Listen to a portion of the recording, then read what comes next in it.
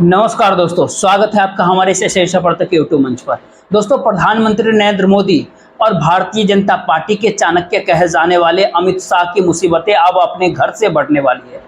और घर से यानी ये कहे कि पार्टी से, और पार्टी से पहले संघ से। जी हाँ, क्या संघ ने इस दौर में नरेंद्र मोदी का विकल्प ढूंढने का प्रयास किया है? क्या संघ ने भारतीय जनता पार्टी के साथ अपने रिश्तों को पुनर्परिभाषित करने का फैसला लिया है कि या फिर ये कहे कि संघ ने भारतीय जनता पार्टी के संगठन को और खुद भारतीय जनता पार्टी को अपने मिजाज के अनुरूप ढालने का प्रयास किया है? आखिर इसके पीछे कारण क्या है कि भारतीय जनता पार्टी और संघ के बीच में रिश्तों में दरार की खबरें आ रही है? कभी अहंकार से संबंधित बयान मोहन भागवत देते हैं, तो कभी इंद्रेश कुमार कुछ और कहते हुए नजर आते हैं। आखिर इन सब परिस्थितियों के भीतर भारतीय जनता पार्टी के अब बहुत अनुकूल कहीं से भी नहीं दिखाई दे रहे हैं। मौजूदा वक्त में भारतीय जनता पार्टी के जितनी अनुकूल दिखाई नहीं दे रही है, उससे कहीं अधिक, कहीं ज्यादा भारतीय जनता पार्टी के शीर्ष पे काबिज गुजरात लॉबी के लिए बहुत अनुकूल नहीं दिखाई दे रहा है। और ये सारी परिस्थितियां दरअसल एक दिन में नहीं, बल्कि ये कहे पिछले 10 वर्षों की दिल्ली के भीतर नरेंद्र मोदी की सत्ता, अमित शाह की चाणक्य नीति और इन सब से आगे निकल करके नरेंद्र मोदी नाम की केवलम का ही परिणाम बताई जा रही है। आखिर भारतीय जनता पार्टी और संघ के रिश्तों के बीच खटास की खबरें ये पहला बार है, ऐसा नहीं है। 2 दशक पहले, यानी ये कह कि 2005 का वो दौर भी आप ध्यान कीजिए, जब चित्रकूट के अंदर एक संघ की बैठक हो रही थी। वहां पर आरएसएस ने फैसला करने की करीब पहुंचती हुई दिखाई दे रही थी कि क्यों ना भारतीय जनता पार्टी की जगह एक नई राजनीतिक पार्टी खड़ी की जाए और भारतीय जनता पार्टी के साथ अपने रिश्ते को खत्म कर लिया जाए। लेकिन उस मुद्दे के ऊपर वहां मतभेद इसलिए हो गए क्योंकि कहा यह गया कि जिस पार्टी को 20-25 साल हमने बड़ी शिद्दत से बनाया है, बड़ी शिद्दत से पाला है, उसको 20 झटके में संबंध खत्म कर और नई राजनीतिक पार्टी खड़ी करने का परिणाम यह होगा कि फिर उस पार्टी को बनाने में 20 से 25 वर्ष लग जाएंगे। तो क्या ऐसे में संघ एक बार पुनः उसी रणनीति के ऊपर जा रहा है? दरअसल पलक्कर के भीतर केरल के पलक्कर के अंदर 31 अगस्त से 2 सितंबर के बीच संघ और भारतीय जनता पार्टी के समन्वय के लिए एक बैठक होने जा रही है। कई बड़े बड़े नेता भारतीय जनता पार्टी की तरफ से बैठेंगे, कई लोग संघ की तरफ से बैठेंगे, और वहां पर संघ के ऊपर भारतीय जनता पार्टी के ग्रिप कितनी होगी? जेपी नड्डा की उस बयान का मकसद क्या था जिसमें उन्होंने कह दिया था कि लोकसभा चुनाव 2024 के दौरान कहा था कि भारतीय जनता पार्टी को संघ की जरूरत आज के दौर में नहीं है, चुनाव के लिए नहीं है, या फिर उनके कहने का कुछ और मतलब भले ही रहा हो, लेकिन जो उससे मतलब निकाला गया वो कमोबेश यही निकाला गया कि संघ और संघ की जरूरत भारतीय जनता पार्टी को नहीं है।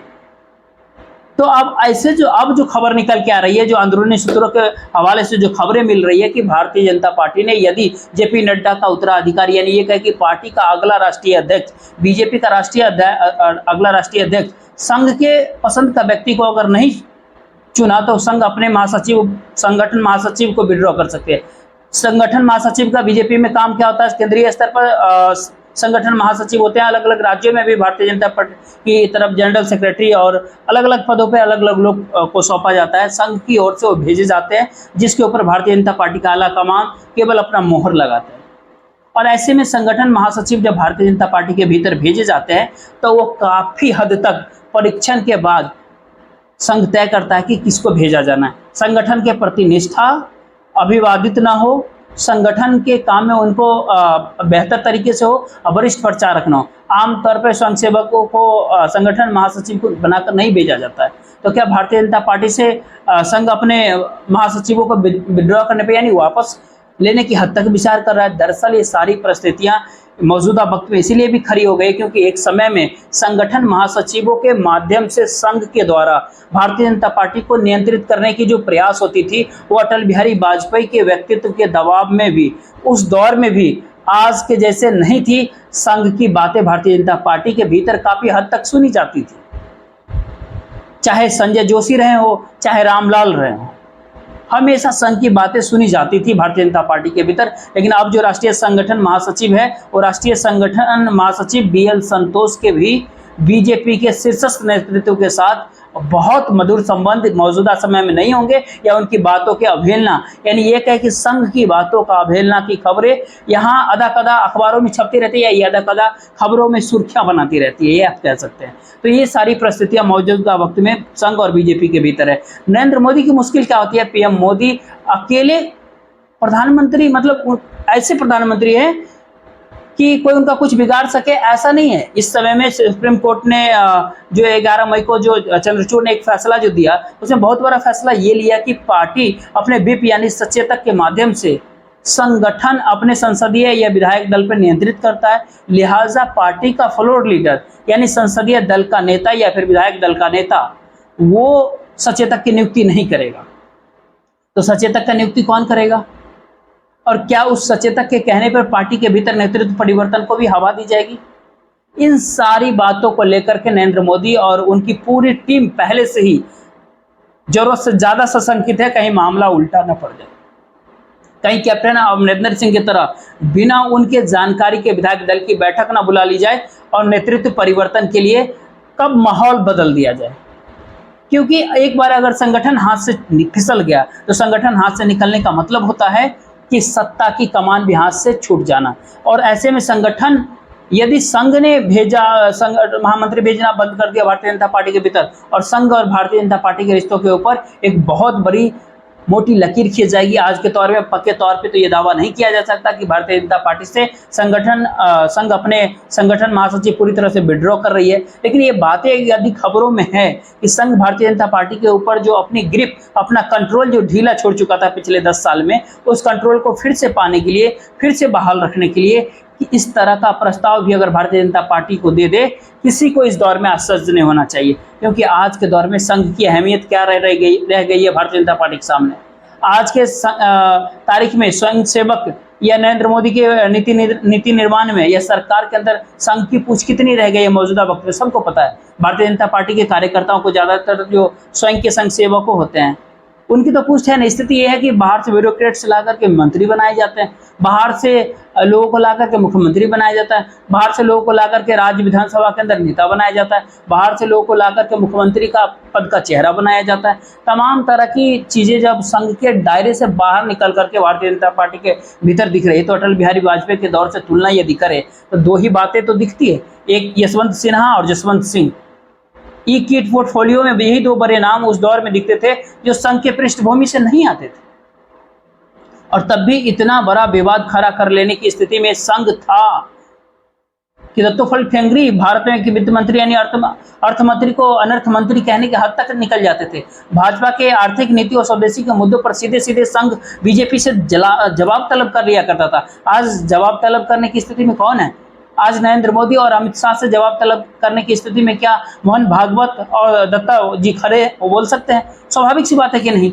और यही परिस्थिति है कि जब भारतीय जनता पार्टी के पास बैसाखी की सरकार, नीतीश कुमार और चंद्रबाबू नायडू के सहारे सरकारों, एक नाथ शिंदे के सांसदों के बूते चलने वाली एक ऐसी मजबूर सरकार आकर खड़ी हो गई, जिस सरकार के आकर खड़ी होने के बाद एक तरफ नायडू हफ्ते दर हफ्ते दिल्ली पहुंच रहे हैं, अपनी मांगों के पुलिंदों से नरेंद्र मोदी और अमित शाह और परेशान है उनकी मांगों से। हालत तो ये हो गई है कि नरेंद्र मोदी और चंद्रबाबू नायडू के साथ उनकी मुलाकात के फोटो को ट्वीट भी नहीं करते हैं आप, क्योंकि स्वाभाविक सी बात है मुलाकात में नरेंद्र मोदी की इच्छा के लायक कुछ चीजें होती नहीं है।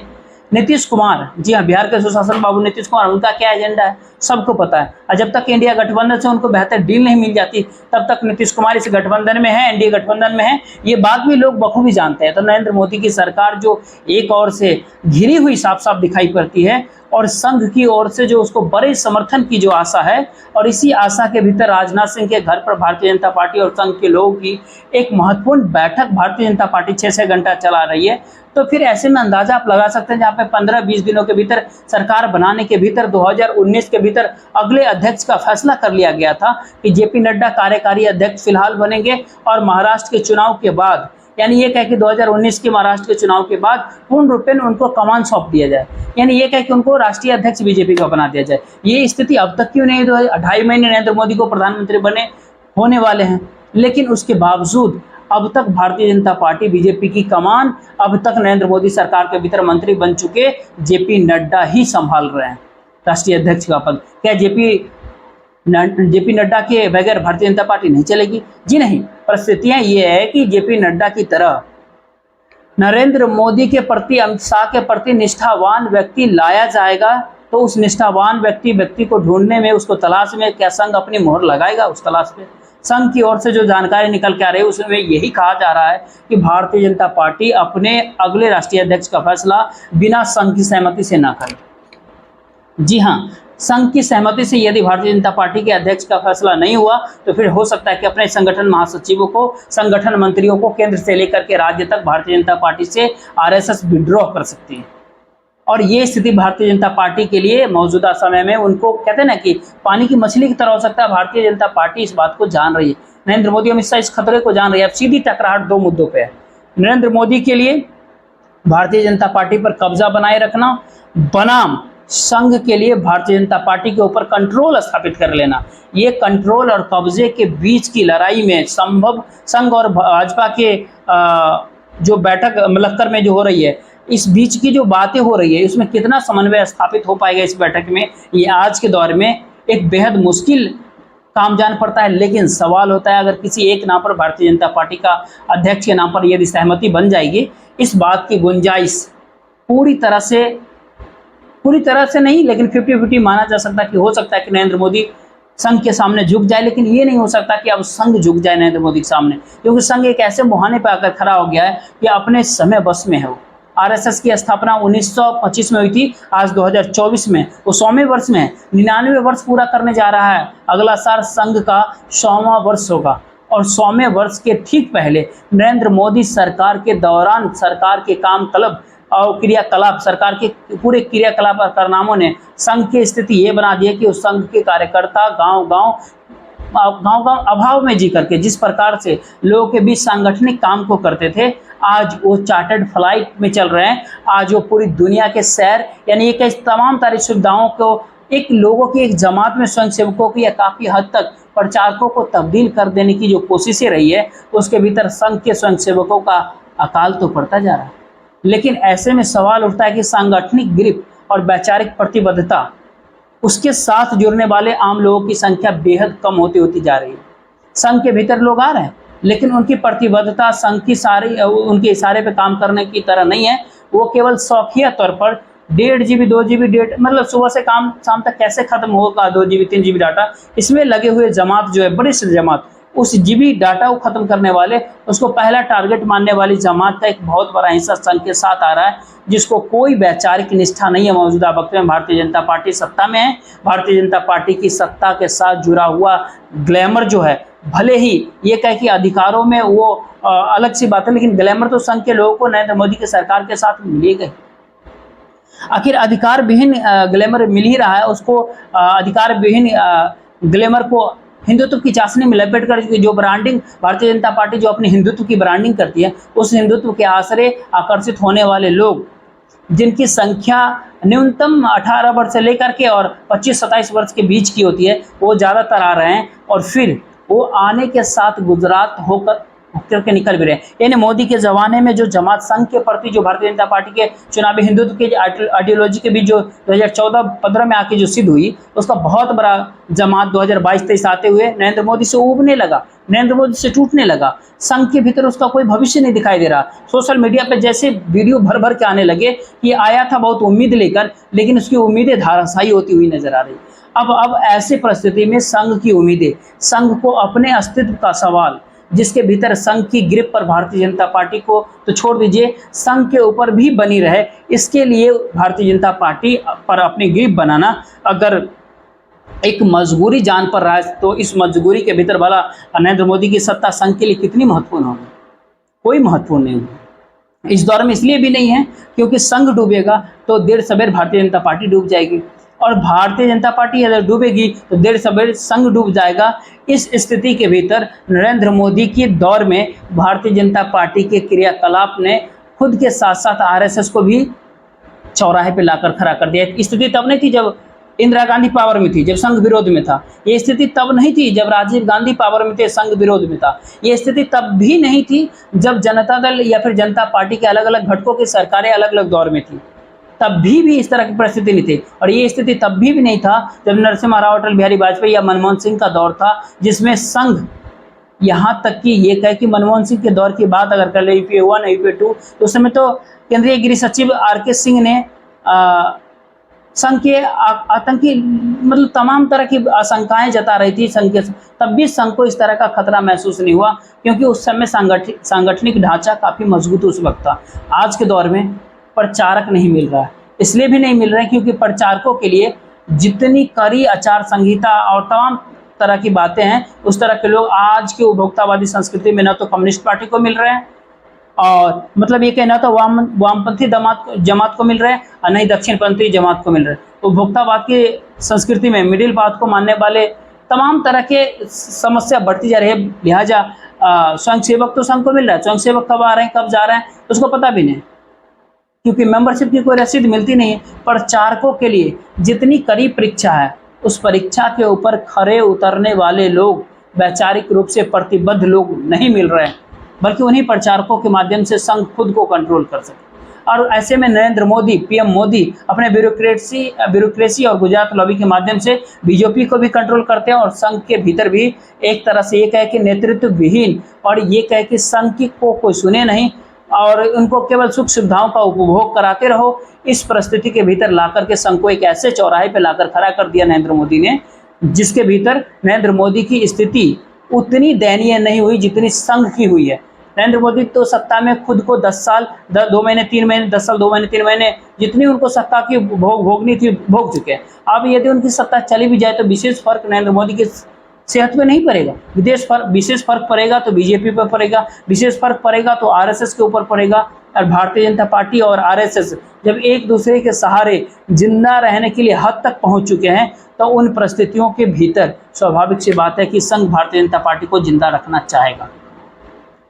संघ पोस्ट नरेंद्र मोदी देख रहा है कि नरेंद्र मोदी के बाद उसके सामने कौन सा चेहरा लाया जाए। 2007-8 की बात कर ले तो एक्टिव प्रचारकों की संख्या उस समय संघ के पास 3,500 से ज़्यादा की थी। जो सक्रिय प्रचारक थे अलग अलग राज्य, अलग अलग कस्बे, अलग अलग प्रांतों में, अलग अलग इलाकों में जो संघ अपने प्रचारक भेज रखे थे, आज उतने थे। आज कितने हैं?